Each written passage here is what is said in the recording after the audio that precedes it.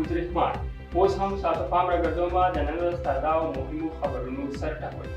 د قبایلي علاقو نمایندګانو ته صوبایي کابینه کې برخه. خیبر پختونخوا کرکټ خزینه لوبغاړي ثنا میر ته د امریکا د ایشیا ګیم جایزه ورکړل شوې ده. خیبر پختونخوا پېښور ښار کې 45 کاله پس ګیس پایپونه لګول شروع شوي. عبیدعلي د کراچۍ په میچونو کې ډبل او ټریپل سینچرۍ جوړولو خواهش. دا د خبرونو سره ټکي. اوس هم ورکوټ شان بپا او پینه پترلو د خبرونو تفصیل.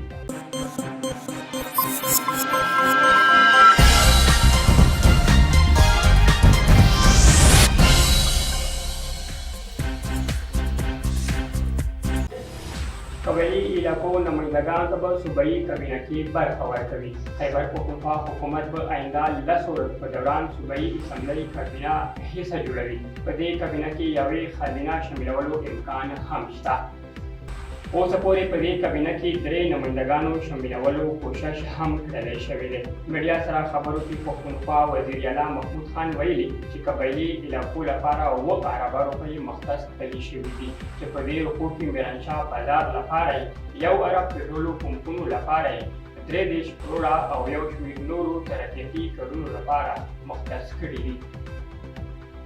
خیبر پختونخوا کرکټ خزینه لوبغاړي ثنا میر ته د امریکا ایشیا ګیم جایزه ورکړل شوې ده. پختونخوا د فیروزآباد سیمې سره تعلق لرونکي پاکستاني لوبغاړي ثنا میر ته د امریکا ایشیا ګیم جایزه ورکړل شوې ده.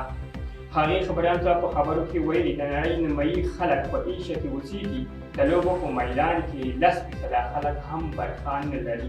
ثنا میر وایي د لوبو محکمو ته پکار ده چې هلکانو په وړاندې اسانتیاوې جینکو ته هم برابر کړي. خیبر پختونخوا پېښور ښار کې 45 کاله بعد ګیس پایپونه لګول شروع شوي دي.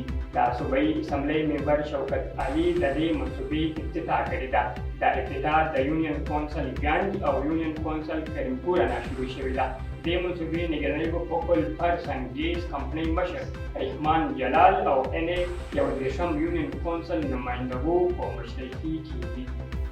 د اپینډۍ ټیسټ ورلډ ریکارډ سینچرۍ عبیدعلي وایي چې کراچۍ ټیسټ یو نوی امتحان دی. عبیدعلي وایي چې په دې میچونو کې مې ډبل او ټریپل سینچرۍ جوړولو خواهش دی. په یو مقامي هوټل کې اوپن میډیا سیشن کې عبیدعلي ویلي وو که چېرته په استرالیا میچونو کې مقام میلاو شوه نو هلته به هم ښه کارکردګۍ د تېرولو کوشش کوم.